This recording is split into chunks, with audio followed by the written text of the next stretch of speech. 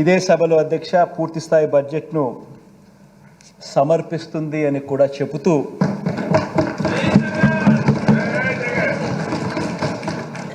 Governor ప్రసంగానికి ధన్యవాదాలు తెలిపే తీర్మానం మీద ఇక ఆ చర్చలోకి వెళ్తా ఉన్నాం అధ్యక్ష. ఈ చర్చలో అధ్యక్ష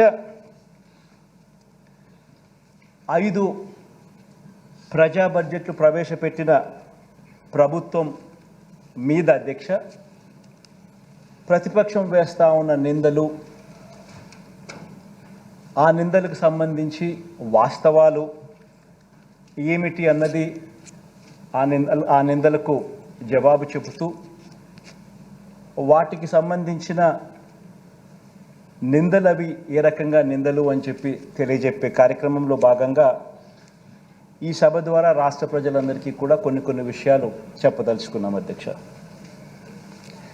ముందుగా అధ్యక్ష, రాష్ట్ర ఆర్థిక వ్యవస్థకు సంబంధించి 5 సంవత్సరాలలో ఈ 5 సంవత్సరాలలో అధ్యక్ష మనం ఎదుర్కొన్న సవాళ్ళను ఒకసారి గమనిస్తే అధ్యక్ష, ఎందుకనంటే అధ్యక్ష మనం అధికారంలోకి వచ్చే టయానికల్లా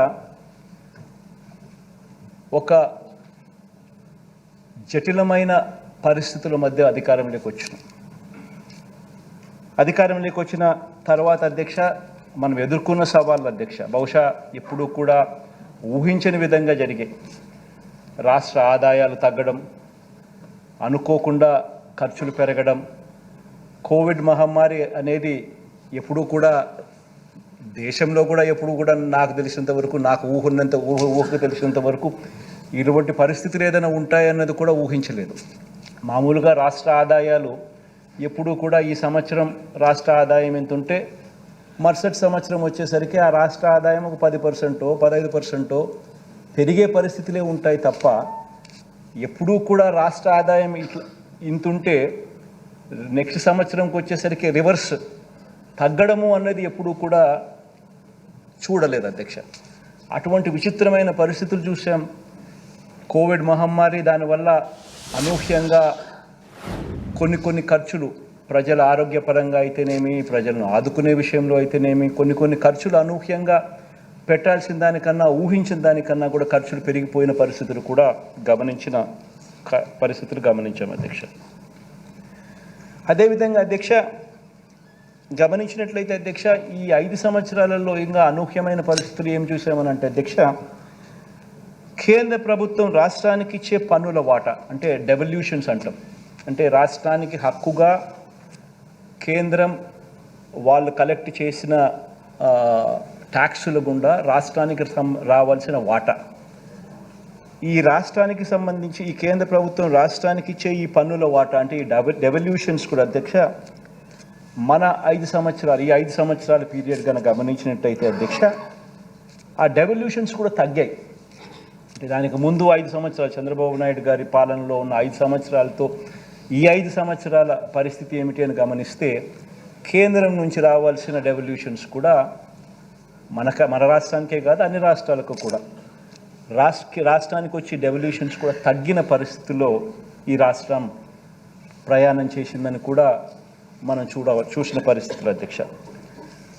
అదే రకంగా అధ్యక్ష రాష్ట్రానికి అత్యంత కీలకమైన వ్యవసాయము, విద్య, మహిళా సాధికారత ఇటువంటి రంగాల మీద అధ్యక్ష గత ప్రభుత్వ విధానాల వల్ల రాష్ట్రం మీద దాని ఇంపాక్టు, ప్రజల మీద దాని ఇంపాక్టు ఎంత తీవ్ర స్థాయిలో దాని పడింది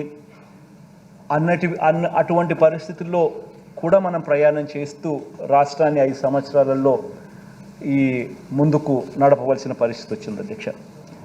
ఇక 4వది అధ్యక్ష, రాష్ట్ర విభజన తర్వాత ఇప్పటికీ కూడా అధ్యక్ష మనం ఎదుర్కొంటున్న ఇబ్బందులు మనల్ని ఇప్పటికి కూడా మనల్ని వెంటాడుతూ ఉన్న రెవెన్యూ లోటు, ఇవన్నీ కూడా ఈ 5 సంవత్సరాలలో అనూహ్య పరిస్థితుల మధ్య ఇటువంటి అన్ని పరిస్థితులను అధిగమించి ఈ 5 సంవత్సరాలలో ఒక గొప్ప పాలన చేయగలిగాము అని చెప్పి కూడా గర్వంగా కూడా చెప్తాను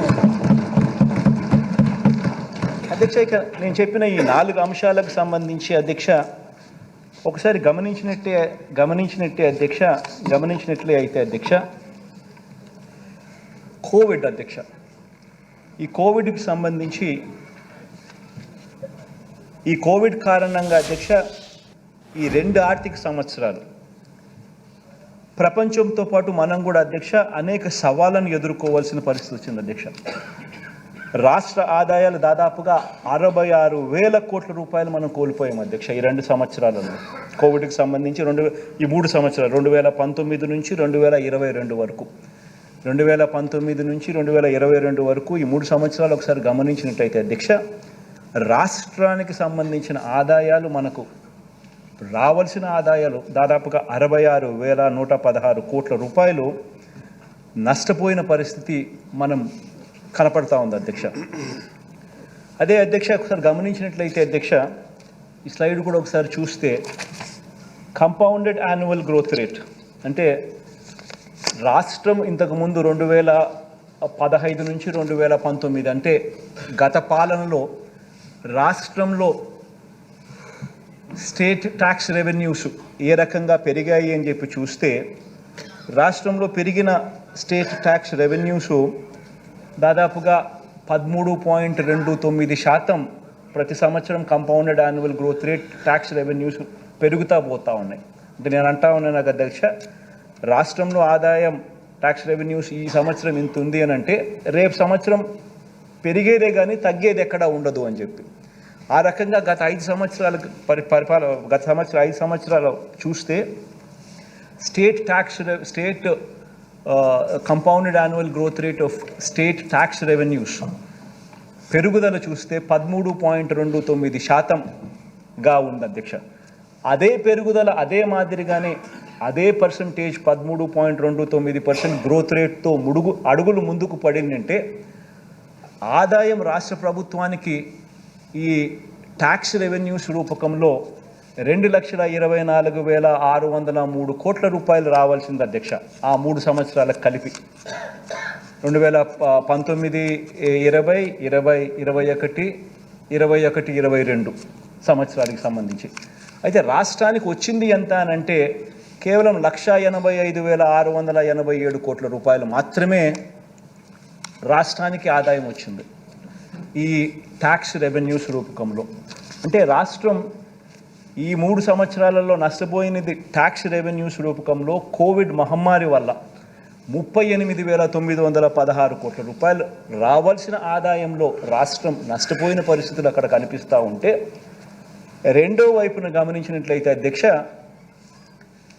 compounded annual growth rate central గవర్నమెంట్కి కూడా వాళ్ళ ట్యాక్స్ రెవెన్యూస్ కూడా ఏదైతే పెరుగుదల 12.76% పెరుగుదలతో వాళ్ళకు గత 5 సంవత్సరాలలో వాళ్ళకు ఉంటే, వాళ్ళకు కూడా ఇదే మాదిరిగానే దెబ్బపడి వాళ్ళు స్టేట్ గవర్నమెంట్స్కి ఇచ్చే డెవల్యూషన్స్ కూడా వాళ్ళు కూడా ఇవ్వలేకపోయారు.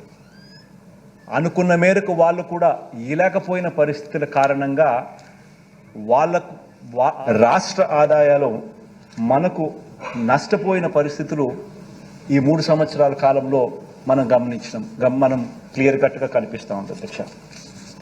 ఇలా కోల్పోయిన ఆదాయంలో అధ్యక్ష సొంత పన్నుల రాబడి ఉంది, అలాగే కేంద్ర పన్నులలో రావాల్సిన వాటా కూడా రెండు కూడా ఉంది అధ్యక్ష. అధ్యక్ష, ఆదాయాలు కోల్పోవడం, ఖర్చుల భారం పెరగటం, తద్వారా అప్పులు పెరగటం, ఇవన్నీ కూడా ఒక గొలుసు కట్టగా ప్రపంచంలోని దాదాపు అనేక దేశాల ఆర్థిక వ్యవస్థలను కుదిపేయడం కూడా మనం అంతా కూడా గమనించాం. దీనివల్ల ఏం జరిగింది అని అంటే అధ్యక్ష, దీని ఇంపాక్ట్ ఆఫ్ దిస్ ఇస్ ఆదాయాలు కోల్పోవడం, ఖర్చులు పెరగడం.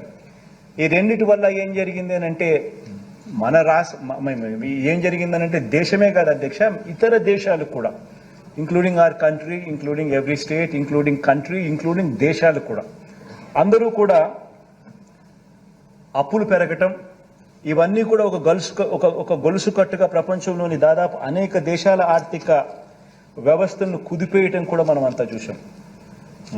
మన దేశంలో కూడా చాలా రాష్ట్రాలు, మన రాష్ట్రం గురించి తర్వాత చెప్తాను ఎంత మెరుగ్గా మనం చేశామన్నది. బట్ దీని కారణం, దీని రామిఫికేషన్స్ ఏమిటి అని అంటే ఆదాయాలు కోల్పోవడం, ఖర్చులు పెరగటం, తద్వారా అప్పులు పెరగటం, ఇవన్నీ కూడా ఒక గొలుసు కట్టుగా ప్రపంచంలోని దేశమే కాకుండా ప్రపంచంలోని అన్ని దేశాల పరిస్థితి కూడా అదే అయింది. అలాంటి పరిస్థితుల్లో అధ్యక్ష కేంద్ర ప్రభుత్వానికి సంబంధించిన గుణాంకాలు కూడా ఒకసారి మనమంతా కూడా గమనికలో తీసుకుంటే, కేంద్ర ప్రభుత్వం అధ్యక్ష 2013-14లో అధ్యక్ష వాళ్ళకు సంబంధించిన డెట్ టు జీడిపి రేషియో, అంటే వాళ్ళకు సంబంధించిన డెట్ టు జీడిపి రేషియో 2013-14లో అది 50% ఉంటే అధ్యక్ష, వారు అనుసరించిన విధానాల వల్ల దాన్ని 2018-19 సంవత్సరానికి వచ్చేసరికి డెట్ టు జీడిపి రేషియోను తగ్గించగలిగారు. 50% 2013-14 ఉంటే 48% దాన్ని తీసుకొని రాగలిగారు. రకరకాల పద్ధతుల్లోనూ రకరకాల ఫిస్కల్ డిసిప్లినరీ మెజర్స్ తీసుకుంటూ మేనేజ్ చేసుకుంటూ. కానీ ఎప్పుడైతే ఈ కోవిడ్ వచ్చిందో అప్పుడు నువ్వు గమనించినట్టయితే అధ్యక్ష 2019-20 మీరు ఒకసారి మీరు గమనించినట్టయితే చూస్తే ఏకంగా 2019-20 కాస్త 58 నుంచి 61% ఏకంగా డెట్ టు జీడిపి కేంద్ర ప్రభుత్వానికి సంబంధించి పెరుగుదల కనిపిస్తూ ఉంది. అంటే ఏకంగా డెట్ టు జీడిపి ఏకంగా 48% నుంచి ఏకంగా 61% పోయి ఇవాళకి కూడా 2023-24లో కూడా 57%లో అది ఈ రోజుకి కూడా ప్రయాణం కనిపిస్తూ ఉంది. అధ్యక్ష ఇక రెండో అంశం అధ్యక్ష, కేంద్ర ప్రభుత్వం రాష్ట్రానికి ఇచ్చే పన్నుల వాటా కూడా ఒకసారి గమనించినట్లయితే అధ్యక్ష, స్లైడ్ నెంబర్ 3 మా కేంద్ర ప్రభుత్వం రాష్ట్రానికి ఇచ్చే పన్నుల వాటా కూడా గమనించినట్లయితే అధ్యక్ష, ఇది కూడా కొన్ని బాధను కలిగించే అంశం మనకు కనిపిస్తుంది అధ్యక్ష. 2015 నుంచి 2019 మధ్యలో గమనించినట్లయితే అధ్యక్ష, కేంద్ర ఆర్థిక సంఘం సిఫార్సు 42% రాష్ట్రాలకు కేంద్ర పన్నుల వాటా కింద ఇవ్వాలి అని చెప్పి సిఫార్సు చేస్తే, కేంద్ర ప్రభుత్వం రాష్ట్రాలకు ఆ పీరియడ్లో అధ్యక్ష 35% మేరకు ఇచ్చింది. అంటే చంద్రబాబు నాయుడు గారి హయాంలో చంద్రబాబు నాయుడు గారికి కనీసం ఆ మేర కన్నా కూడా బెనిఫిట్ వచ్చింది. అంటే డెవల్యూషన్స్ కేంద్రం నుంచి రావాల్సిన పన్నుల వాటా ఆర్థిక సంఘం సిఫార్సు 42% చేసినప్పటికీ కూడా కనీసం 35% అన్న వాళ్ళు ఇచ్చినారు. వాస్తవం ఏమిటనంటే ఫైనాన్స్ కమిషన్ రికమెండేషన్స్ ఏదైతే 42% చేసినారో ఆ చేసినది రాష్ట్రానికి మొత్తంగా 42% ఇస్తే ఏ రాష్ట్రమైనా కూడా సంతోషపడుతుంది. ఎందుకంటే అది సిఫార్సు, దట్ ఈస్ వాట్ ఆర్థిక సంఘం సిఫార్సు. అయితే కేంద్రం అధ్యక్ష రాను సెస్సులని సర్ఛార్జులని ఇటువంటివన్నీ వేయడం వల్ల ఈ సెస్సులు ఈ సర్ఛార్జులు ఇవన్నీ కూడా ఈ ట్యాక్స్ డెవల్యూషన్ బ్రాకెట్లోకి రావు. అది నేరుగా వాళ్ళే తీసుకోవడం జరుగుతుంది 100% దాంట్లో వచ్చిన ఆదాయం. కాబట్టి రాష్ట్రాలకు వచ్చే ఆదాయాలు తగ్గుతా వస్తూ ఉన్నాయి. అదే ఒకసారి గమనిస్తే అధ్యక్ష 13th ఫైనాన్స్ కమిషన్ పీరియడ్లో కేంద్ర ఆర్థిక సంఘం సిఫార్సు 32% చేస్తే అప్పట్లో 28% రాష్ట్రాలకు ఇచ్చే పరిస్థితి. అదే 14th ఫైనాన్స్ కమిషన్ 14వ ఆర్థిక సంఘం సిఫార్సు 42% చేస్తే కనీసం దాంట్లో 35% అన్నా కానీ కనీసం రాష్ట్రాలకు ఇచ్చే పరిస్థితి.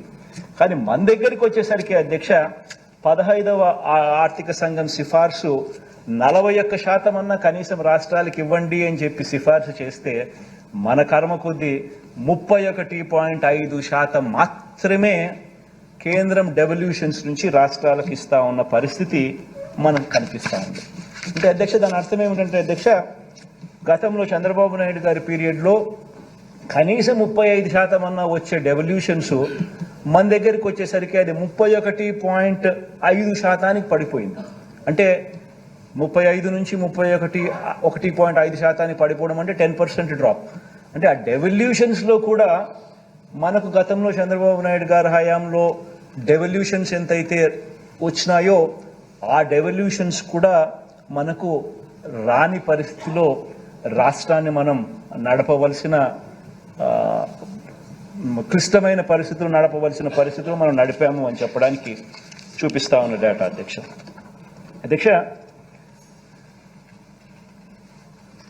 అదేవిధంగా అధ్యక్ష కేంద్ర ప్రభుత్వం నుంచి అధ్యక్ష రాష్ట్రానికి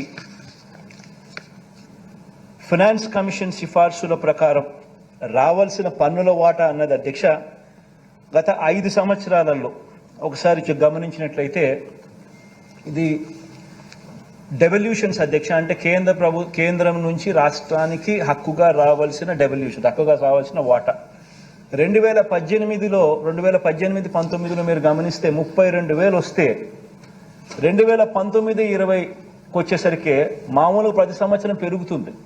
ఎందుకంటే ప్రతి సంవత్సరం కేంద్రానికి సంబంధించిన ఆదాయాలు పెరుగుతాయి. ఆ ఆదాయాల పెరుగుదల వల్ల రాష్ట్రాలకు వచ్చే ఆదాయాలు కూడా వాళ్ళు ఆటోమేటిక్ ప్రపోర్షనెట్గా పెరిగి రాష్ట్రానికి ప్రతి సంవత్సరం కూడా న్యాచురల్గా ఎక్కువ డబ్బులు వస్తాయి. కానీ గమనిస్తే 2018-19లో 32,780 కోట్లు రాష్ట్రానికి వస్తే 2019-20లో 28,000 కోట్లకు తగ్గింది. 2020-21 వచ్చేసరికి అది 24,460 కోట్లకే పడిపోయింది. కోవిడ్ కావచ్చు, ఇంకా రకరకాల కారణాలు కావచ్చు, ఏదైనా కానీ పడిపోయిన పరిస్థితులు గమనిస్తూ ఉన్నాం. అది మళ్ళీ 2021-22కు 36,000 కోట్లకు చేరింది. ఇప్పుడు 2022-23కు 38,000 కోట్లకు స్లోలీ మళ్ళా బేస్ ఫ్యాక్టర్ తగ్గినప్పటికీ మళ్ళీ స్లోలీ ఇప్పుడు కాస్త కుదుట పడతా వస్తూ ఉంది అధ్యక్ష. అదే మాదిరిగా గమనిస్తే ఫైనాన్స్ కమిషన్ సిఫార్సు ప్రకారం రావాల్సిన పన్నుల వాటా అనేది గత అధ్యక్ష 2014-19 మధ్య జిఎస్డిపిలో కూడా, అంటే స్టేట్ గ్రాస్ డొమెస్టిక్ ప్రోడక్ట్, రాష్ట్రానికి సంబంధించిన జిఎస్డిపిలో కూడా, స్థూల ఉత్పత్తిలో కూడా అప్పట్లో 3.7% మనకు వచ్చే పరిస్థితి నుంచి 2019 నుంచి 2023 మన పీరియడ్కి వచ్చేసరికి రాష్ట్ర స్థూల ఉత్పత్తిలో 2.92% పడిపోయినట్టుగా కూడా కనిపిస్తూ ఉంది అధ్యక్ష. అంటే మనకు రావాల్సిన డెవల్యూషన్స్ కూడా ఆ మాదిరిగా పడిపోయిన పరిస్థితులు కనిపిస్తూ ఉన్నాయి అధ్యక్ష. ఇక 3వ అంశం అధ్యక్ష, రాష్ట్రానికి అత్యంత కీలకమైన విద్య, వ్యవసాయం, మహిళా సాధికారత వంటి కీలక రంగాల అధ్యక్ష గత ప్రభుత్వ విధానాల వల్ల ఎలా ఇవన్నీ కూడా కుదేలైపోయిన పరిస్థితులు ఎలా ఉన్నాయి అని చెప్పి కూడా గమనించినట్లయితే అధ్యక్ష, చూస్తే అధ్యక్ష విద్యారంగాన్ని తీసుకుంటే అధ్యక్ష కేంద్ర ప్రభుత్వం విడుదల చేసిన గణాంకాల ప్రకారం అధ్యక్ష ఇది 2018 మార్చిలో రిలీజ్ చేసిన డేటా అధ్యక్ష. ఈ 2018లో ఈ డేటాను రిలీజ్ చేస్తే ఆ డేటా ఒకసారి గమనించినట్లయితే అధ్యక్ష జీఈఆర్ రేషియో, అంటే గ్రాస్ ఎన్రోల్మెంట్ రేషియో గమనించినట్లయితే ఇది ఈ ప్రైమరీ ఎడ్యుకేషన్కి సంబంధించిన డేటా అధ్యక్ష. ఒకసారి గమనించినట్లయితే జాతీయ సగటున 96.91 ఉంటే మన రాష్ట్రంలో 83.29%. చాలా మందికి అనిపిస్తుంది అమ్మఒడి అనేది ఎట్లొచ్చింది బుర్రలోకి. ఈ డేటా చూస్తే ఎవరికైనా కూడా అమ్మఒడి అనేది ఎంత అవసరమో అనేది ఎవరికైనా అర్థమవుతుంది ఎందుకంటే అధ్యక్ష ఈ డేటా రిలీజ్ అయింది అధ్యక్ష 2018 మార్చిలో ఈ డేటా రిలీజ్ అయింది. ఈ డేటా గమనించినట్టయితే అధ్యక్ష ప్రైమరీ స్కూల్స్లో జీఈఆర్ అంటే ఎన్రోల్ అయ్యే పిల్లల వివరాలను గమనిస్తే జాతీయ యావరేజ్ 96.91 ఉంటే 96.91 ఉంటే మన రాష్ట్రంలో వచ్చేసరికి 83.29తో రాష్ట్రంలో అధ్యక్ష 36 రాష్ట్రాలు, 29 రాష్ట్రాలు ప్లస్ 7 యూనియన్ టెరిటరీలు, అంటే మొత్తం 36 ఉంటే అధ్యక్ష యూనియన్ టెరిటరీస్ అండ్ రాష్ట్రాలు పుట్ టుగెదర్ మన రాష్ట్రం we were figuring ourselves in the bottom most 32, అంటే చివరి బాటంలో 32 ర్యాంక్లో మనం ఉన్నాం 36లో. ఆ రకమైన అధ్వానమైన పరిస్థితిలో మనం ఉన్న పరిస్థితి కనిపిస్తుంది అధ్యక్ష. అంటే అటువంటి పరిస్థితిలో మనం రావడం జరిగింది. అటువంటి పరిస్థితిలో ఎడ్యుకేషన్ మీద మనం ట్రస్ట్ ఇవ్వడం ఎంత అవసరమో మనం భావించి ట్రస్ట్ ఇవ్వడం మొదలుపెట్టడం జరిగింది అధ్యక్ష. అదే సిమిలర్లీ అధ్యక్ష రైతుల పరిస్థితి కూడా ఒకసారి గమనించినట్టయితే అది కూడా అంతే అధ్యక్ష. 87,612 కోట్ల రూపాయల అధ్యక్ష రుణాలన్నీ కూడా రైతులందరికీ కూడా మొదటి సంతకంతోనే తాను మాఫీ చేస్తాను, బ్యాంకుల్లో పెట్టిన బంగారం నేను ఇంటికి రావాలి అని అంటే చంద్రబాబు ముఖ్యమంత్రి కావాలి అని చెప్పి రకరకాలుగా టీవీలలో అడ్వర్టైజ్మెంట్లు వేయడము, ప్రతి చోట కూడా అబద్ధాలతో మోసాలతో మీటింగులు పెట్టడం, ఇవన్నీ చెప్పి ఏ రకంగా మోసం చేసి లాస్ట్కి 87,612 కోట్ల రూపాయలు రైతులు ఈయన కట్టద్దు అని అంటే కట్టకపోవడం వల్ల అవి తడిచి మూపుడైపోయిన పరిస్థితులు కనిపిస్తూ ఉన్నాయి. బ్యాంకుల్లో పెట్టిన బంగారం ఇంటికి రాని పరిస్థితి కనిపిస్తూ ఉంది. ఏకంగా ఈయన ఎంత చేశాడు అని అంటే మొట్టమొదటి సంతకం రుణమాఫీ అని చెప్పిన వ్యక్తి మొట్టమొదటి సంతకం రుణమాఫీ కదా దేవుడు ఎరుగు 5 ఏళ్ళు కలిపి కూడా కేవలం 15,000 కోట్ల రూపాయలు కూడా రైతులకు ఇవ్వని పరిస్థితి అధ్యక్ష. దీంతో రైతులు జీవితాలే నిజంగానే అగమ్యగోచరంగా కూడా తయారైన పరిస్థితులు కూడా మనం అంతా మన కళ్ళతోనే మనం చూసాం. బ్యాంకుల్లో పెట్టిన బంగారు ఏ రకంగా వేలం వేయడం కూడా మన కళ్ళారా మనం కూడా చూసాం అధ్యక్ష. అదే మాదిరిగా అధ్యక్ష పొదుపు సంఘాలకు సంబంధించి కూడా అదే పరిస్థితి. మహిళలకు సంబంధించి మహిళ ఆర్థిక స్వావలంబనకు సంబంధించి 14,205 కోట్ల రూపాయలు పొదుపు సంఘాల రుణాలన్నీ మాఫీ చేస్తానని చెప్పడం, మాఫీ చేయకపోగా 2016 అక్టోబర్ నుంచి 0 వడ్డీ అనే పథకాన్ని సైతం ఆకచెల్లెమ్మలకు ఇవ్వకుండా అది కూడా రద్దు చేసేయడం, వీటి అన్నిటి ద్వారా ఏకంగా పొదుపు సంఘాలకు సంబంధించిన ఎన్పిఏస్ అండ్ అవుట్ స్టాండింగ్స్ ఆకచెల్లెమ్మలకు దాదాపుగా 18% ఎగబాకిన పరిస్థితులు మనం అంతా చూసాం.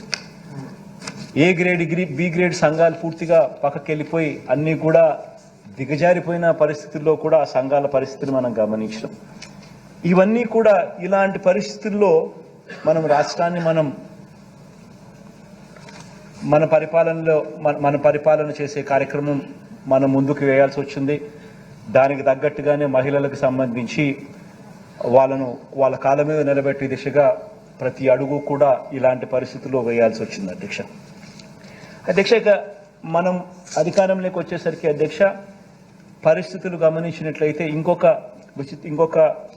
న్యాయమైన పరిస్థితిలో మనం ఎక్కడ అధికారంలోకి వచ్చినామంటే అధ్యక్ష రాష్ట్ర విభజన తర్వాత ఇప్పటికీ కూడా అధ్యక్ష మనం ఎదుర్కొంటున్న అనేక ఇబ్బందుల్లో అధ్యక్ష మనల్ని వెంటాడుతా ఉన్న రెవెన్యూ లోటును, ఆ రెవెన్యూ లోటుకు మూలాలను కూడా ఒకసారి గమనించినట్లయితే అధ్యక్ష 60 ఏళ్లుగా అధ్యక్ష మనమంతా కూడా కలిసికట్టుగా ఉమ్మడి ఆస్తిగా నిర్మించుకున్న హైదరాబాద్ నగరం అధ్యక్ష. It's an economic power house అధ్యక్ష. నేను మాటికి నేను విశాఖపట్నం అని ఎందుకు చెప్తాను అని అంటే ఎందుకు అంతగా దాని గురించి ప్రస్తావిస్తానంటే దానికి కారణం ఏంటి అధ్యక్ష, ప్రతి రాష్ట్రానికి ఒక ఎకనామిక్ పవర్ హౌస్ ఉండాలి.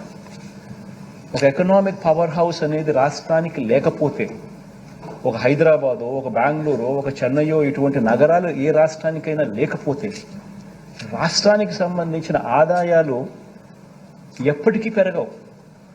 రాష్ట్రానికి సంబంధించిన ఆదాయాలు ఎప్పటికీ కూడా పెరగవు.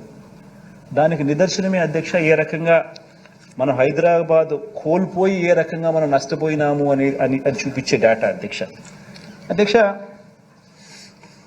విభజన కారణంగా అధ్యక్ష ఒకసారి గమనించినట్లయితే అధ్యక్ష దాంట్లో స్లైడ్ గమనించినట్లయితే అధ్యక్ష విభజన కారణంగా అధ్యక్ష స్థూల ఉత్పత్తి పరంగా అంటే జిఎస్డిపి పరంగా ఒకసారి గమనించినట్లయితే కంబైన్డ్ రాష్ట్రానికి సంబంధించిన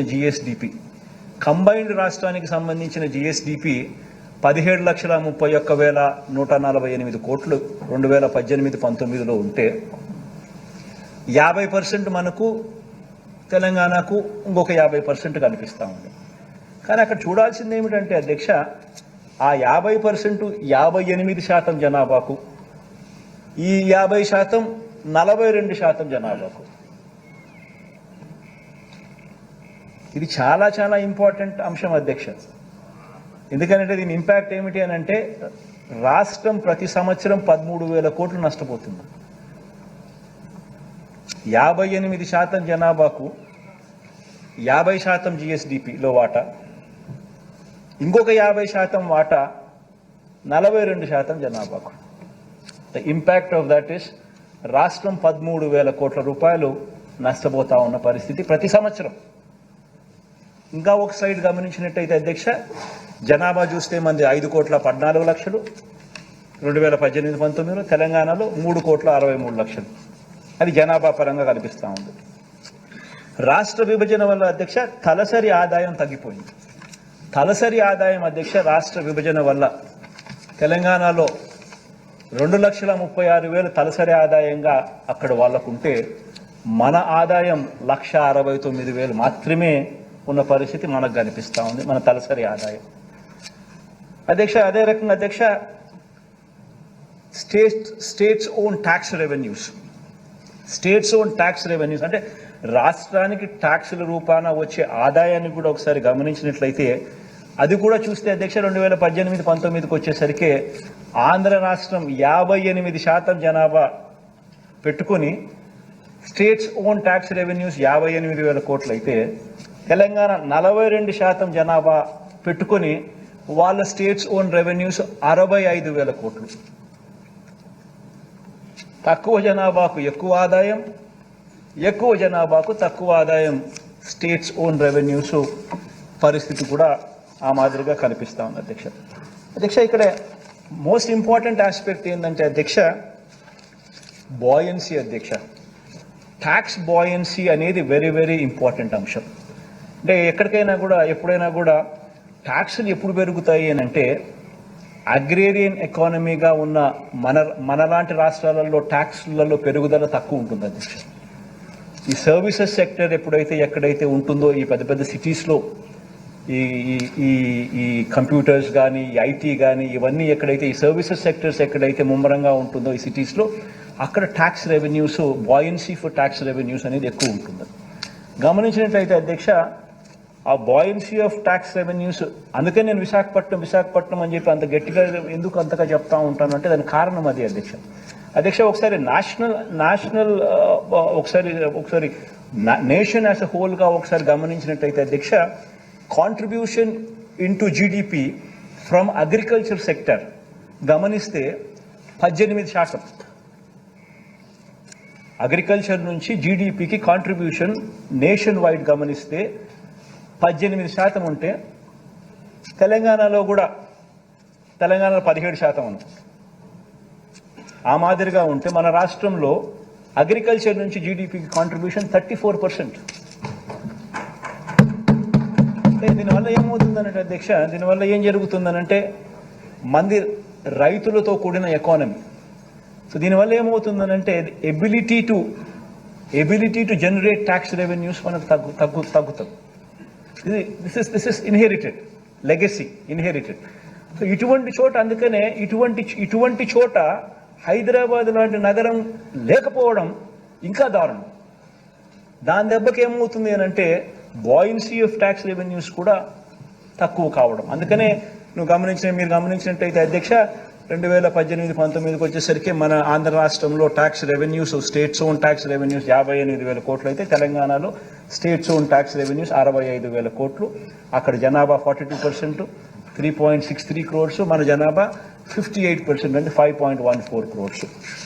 అంటే ఇటువంటి ఈ లెగసీ ఎంత దూరం తీసుకొని పోతుందని అంటే అధ్యక్ష ఈ 58% జనాభాకు స్టేట్స్ ఓన్ ట్యాక్స్ రెవెన్యూస్ 58,000 కోట్లు, ఈ 42% జనాభాకు స్టేట్స్ ఓన్ ట్యాక్స్ రెవెన్యూస్ 65,000 కోట్లు కలెక్ట్ చేసే పరిస్థితిలో ట్రాన్స్లేట్ చేస్తే అధ్యక్ష రాష్ట్ర ప్రభుత్వం ఈ విభజన వల్ల నష్టపోయింది ఎంత అనంటే సంవత్సరానికి 13,000 కోట్ల రూపాయలు ఆదాయాల పరంగా మనం నష్టపోయిన పరిస్థితి క్లియర్గా కనిపిస్తూ ఉంది అధ్యక్ష.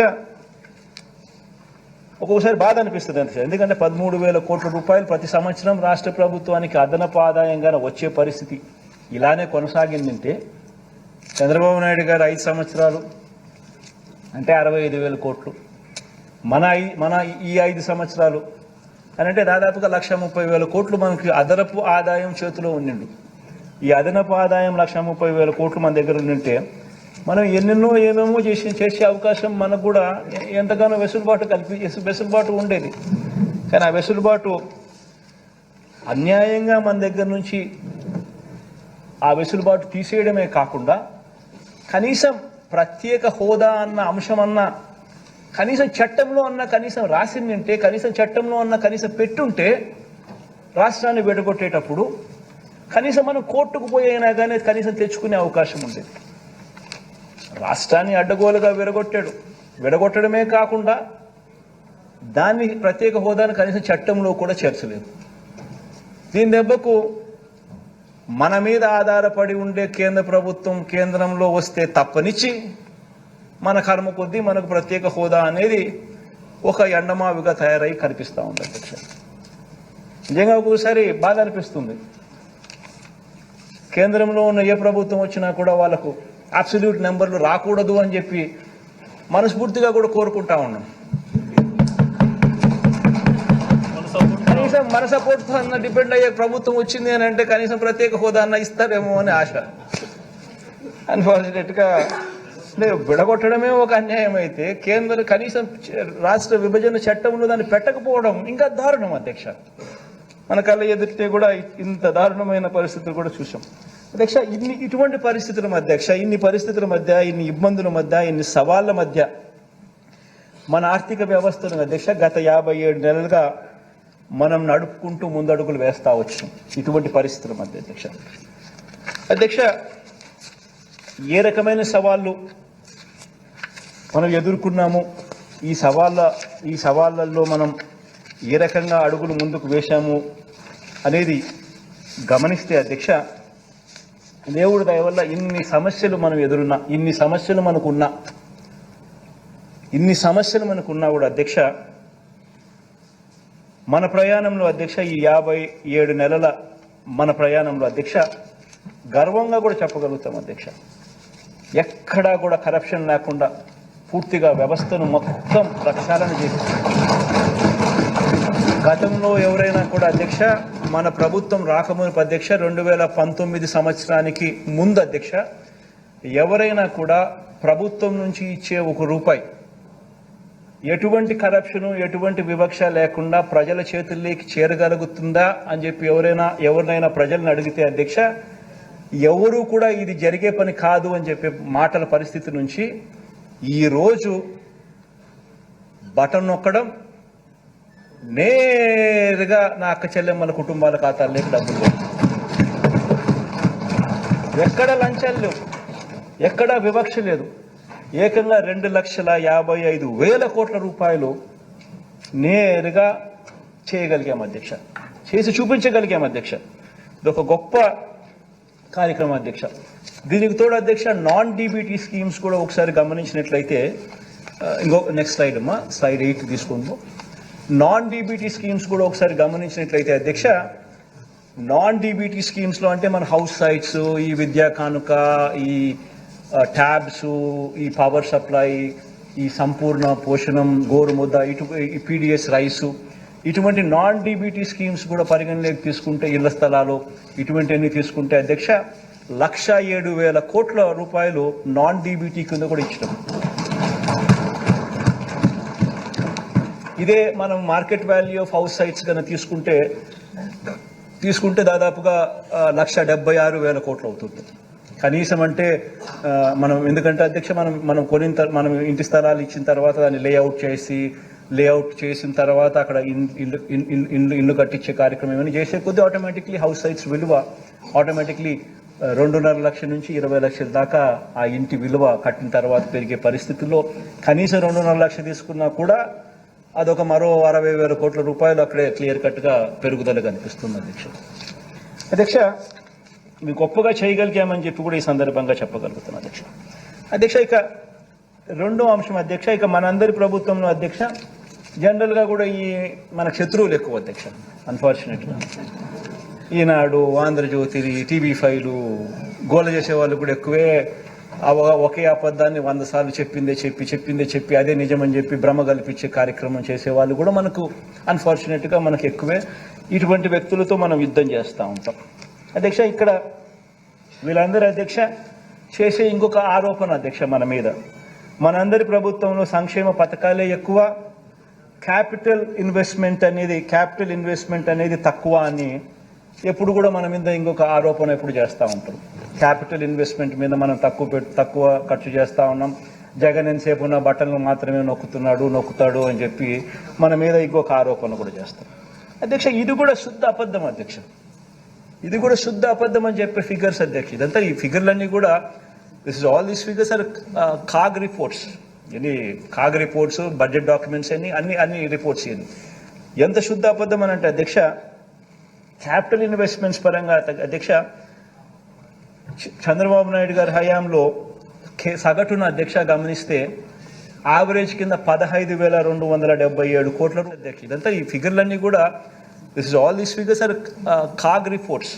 ఎన్ని కాగ్ రిపోర్ట్స్, బడ్జెట్ డాక్యుమెంట్స్ అన్ని రిపోర్ట్స్ లో ఏటా సగటున 17,757 కోట్ల రూపాయలు మనం ఖర్చు చేయాలి క్యాపిటల్ ఇన్వెస్ట్మెంట్ కింద అధ్యక్ష.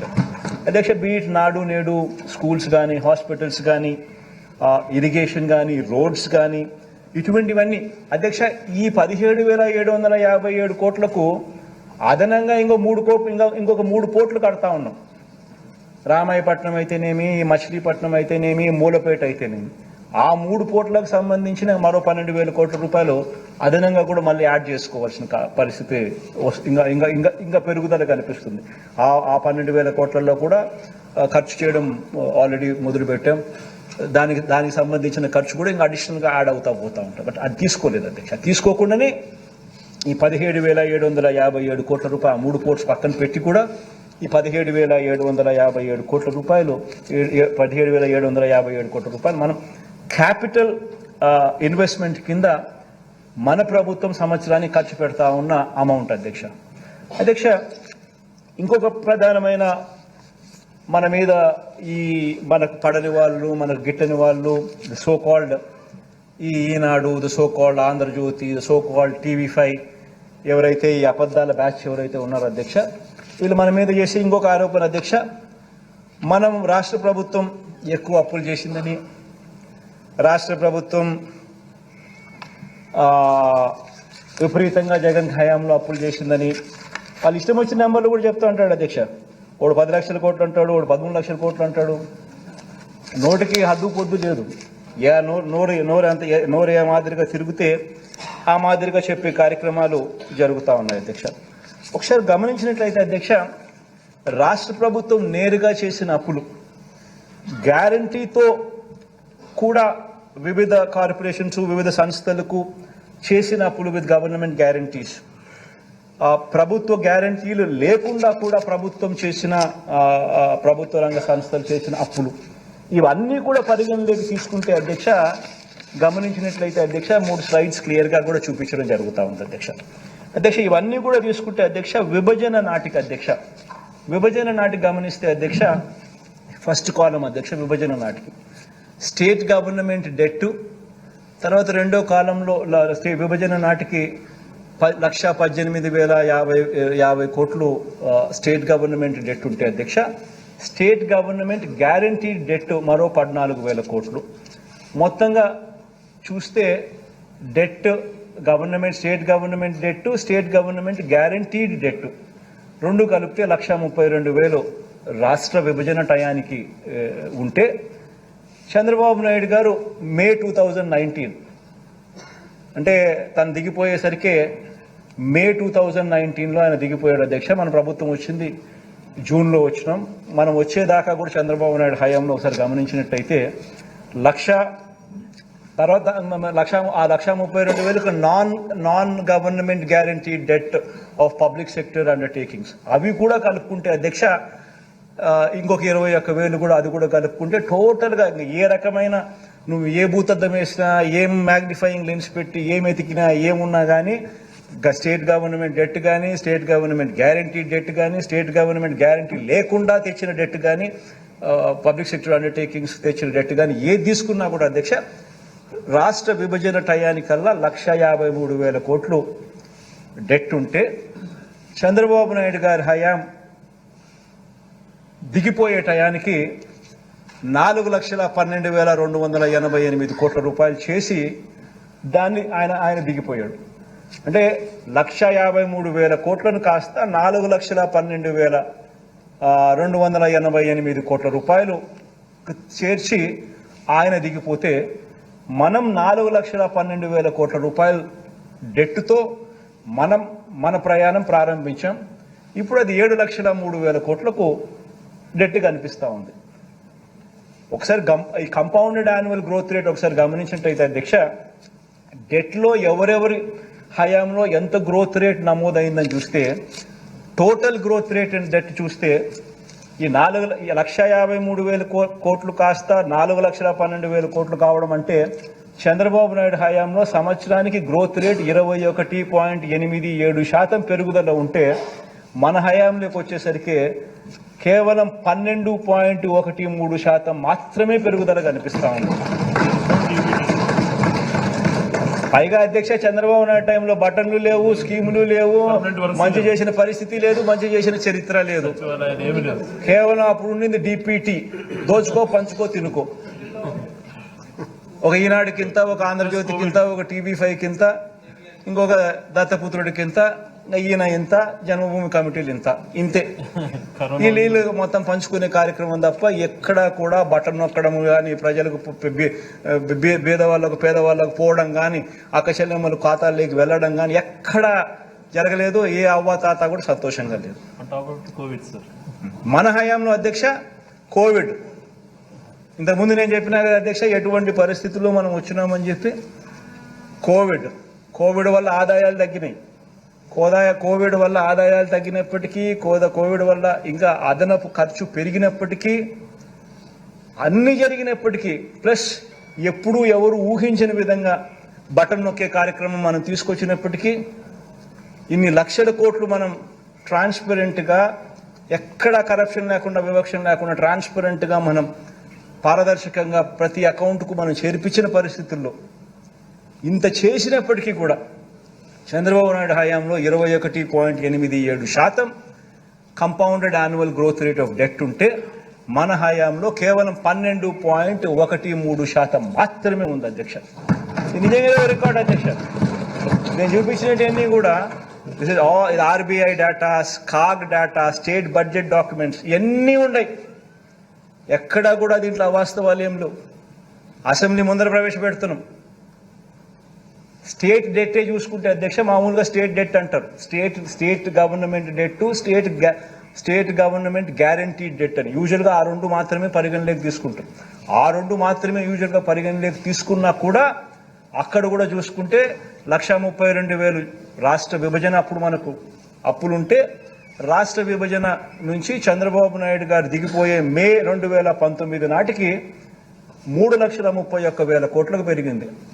అంటే 20.17% కంపౌండెడ్ యాన్యువల్ గ్రోత్ రేట్ అయితే, మన హయాంలో అదే చంద్రబాబు నాయుడు గారి పీరియడ్కు మన హయాంకు ఒకసారి గమనించినట్టయితే పెరుగుదల కేవలం 14.94% మాత్రమే పెరుగుదల కనిపించే పరిస్థితి మనకు కనిపిస్తూ ఉంది అధ్యక్ష. ఇక్కడ మరో విషయం ఏమిటంటే అధ్యక్ష, రాష్ట్ర ప్రభుత్వం అధ్యక్ష గత 5 సంవత్సరాల అధ్యక్ష కేంద్ర ఆర్థిక సంఘం సూచించిన పరిమితిని అధ్యక్ష మించి చేసిన అప్పుడు, ఇది కూడా మనం ఏందంటారా, ఇది కూడా ఈ గిట్టని వాళ్ళందరూ కూడా విపరీతంగా ఆయన అప్పులు చేస్తా ఉన్నాడు, విపరీతంగా తీసుకొచ్చేస్తున్నాడు, విపరీతంగా అది తీసుకొస్తున్నాడు, ఇది తీసుకొస్తున్నాడు, ఇది చెప్పడం లేదు, అది చెప్పడం లేదు, ఇష్టం వచ్చినట్టుగా మన మీద ఆరోపణలు చేసేవాళ్ళు మాట్లాడతాడు. ఈనాడు ఒకడు, ఆంధ్రజ్యోతి ఒకడు, ఆ TV5 ఒకడు, ఆ చంద్రబాబు నాయుడు ఒకడు. వీళ్ళు కాక సగం తెలిసి సగం తెలియని కొంతమంది ఆయన అనుంగ బ్యాచ్. ఇదంతా కూడా ఈ కౌరవ సైన్యంలో భాగస్తులుగా ఈయనంతా మిగతా వాళ్ళు కూడా మాట్లాడుతుంటారు అధ్యక్ష. ఇక్కడ గమనించినట్టయితే అధ్యక్ష, తెలుగుదేశం ప్రభుత్వం హయాంలో అధ్యక్ష 2014-19 మధ్య కేంద్ర ఆర్థిక సంఘం అధ్యక్ష పరిమితులకు మించి చేసిన అప్పులు చంద్రబాబు నాయుడు గారి హయాంలో 28,457 కోట్లు కనిపిస్తూ ఉన్నాయి అధ్యక్ష. మీరు గమనించినట్లయితే ఫిజికల్ డెఫిసిట్ అంటే రాష్ట్ర ప్రభుత్వం తీసుకొచ్చిన అప్పుడు, fiscal deficit as a percentage of GSDP అంటే వాళ్ళు ఎంత పర్సంటేజ్ బారో చేసినారు అని. Fiscal deficit as recommended by finance commission అంటే ఫైనాన్స్ కమిషన్ రికమెండేషన్స్ ఏమిటి అని. Fiscal deficit as permitted by recommendations, finance commission recommendations ప్రకారం what is the permitted number అని చెప్పి. చంద్రబాబు నాయుడు హయాంలో పర్మిటెడ్ నెంబరు వర్సెస్ రాష్ట్ర ప్రభుత్వం తీసుకొచ్చిన డెట్టు గమనించినట్టయితే ప్రతి సంవత్సరము ఎక్సెస్సే. ఆ ఎక్సెస్ కాస్త ఆ 5 సంవత్సరాల పీరియడ్ 2014 నుంచి 2014-15 నుంచి 18-19 దాకా గమనిస్తే ప్రతి సంవత్సరం ఆ ఎక్సెస్ ఓవర్ బారోయింగ్ కింద ట్రాన్స్లేట్ అయ్యి ఆ ఓవర్ బారోయింగ్ 28,457 కోట్ల రూపాయలు ఆయన పీరియడ్లో 5 సంవత్సరాలలో ఓవర్ బారోయింగ్ చేస్తే ఫిజికల్ డెఫిసిట్ నామ్స్కు కన్నా చెప్పిన సిఫార్సుల కన్నా ఫైనాన్స్ కమిషన్ చెప్పిన ఫిజికల్ డెఫిసిట్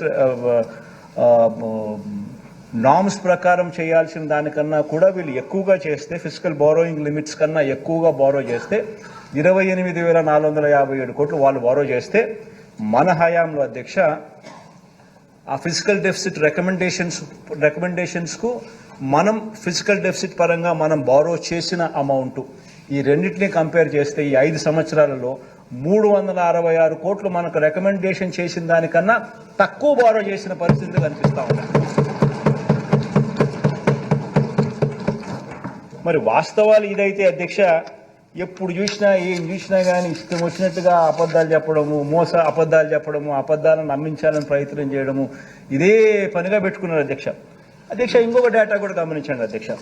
తెలుగుదేశం పార్టీ ప్రభుత్వం అధ్యక్ష వాళ్ళ హయాంలో అధ్యక్ష వాళ్ళు చేసిన మొత్తం అప్పును వారి స్థూల ఉత్పత్తి అంటే జిఎస్డిపితో ఒకసారి గమనించినట్లయితే అధ్యక్ష జిఎస్డిపి అంటే టోటల్గా వాళ్ళు తీసుకొచ్చిన అప్పు వాళ్ళు రాకమునుపు 1,53,000 కోట్లు వాళ్ళు రాకమునుపు ఉన్నారు అధ్యక్ష. వాళ్ళు 5 ఏళ్ల పీరియడ్లో వాళ్ళు 4,12,000 కోట్లకు దాన్ని తీసుకొని పోయినారు అధ్యక్ష. అంటే వాళ్ళ 5 ఏళ్ల పీరియడ్లో వాళ్ళు తీసుకొచ్చిన డెట్ 2,58,941 కోట్లు వాళ్ళు డెట్గా వాళ్ళు తీసుకొచ్చినారు అధ్యక్ష. అదే 5 సంవత్సరాలకు సంబంధించి క్యూములేటివ్ జిఎస్డిపి అంటే ప్రతి సంవత్సరం జిఎస్డిపి ఇన్ని లక్షల కోట్లు ఉంటుంది. ఆ లక్షల కోట్ల మీద నువ్వు ఇంత పర్సెంటేజ్ 3%, 3.5%, 4% పరిస్థితిని బట్టి వాళ్ళు కేంద్ర ప్రభుత్వం సిఫార్సు చేసిన నెంబర్ ఏదైతే ఉంటుందో ఆ నెంబర్ ప్రకారం మీరు అప్పు తెచ్చుకునే మీకు వెసులుబాటు ఉంటుంది. ఆ జిఎస్డిపి నెంబర్స్ ఆ 5 సంవత్సరాలకు కూడా కలిపితే క్యూములేటివ్గా కలిపితే 34,73,475 కోట్ల రూపాయలు అయితే ఈయన తీసుకొచ్చిన అప్పు 2,58,000 కోట్లు 941 కోట్లు అయితే 7.5% ఆయన చంద్రబాబు నాయుడు గారు జిఎస్డిపి మీద క్యూములేటివ్ జిఎస్డిపి మీద ఆయన క్యూములేటివ్గా ఆయన తీసుకొచ్చిన అప్పుల పర్సంటేజ్.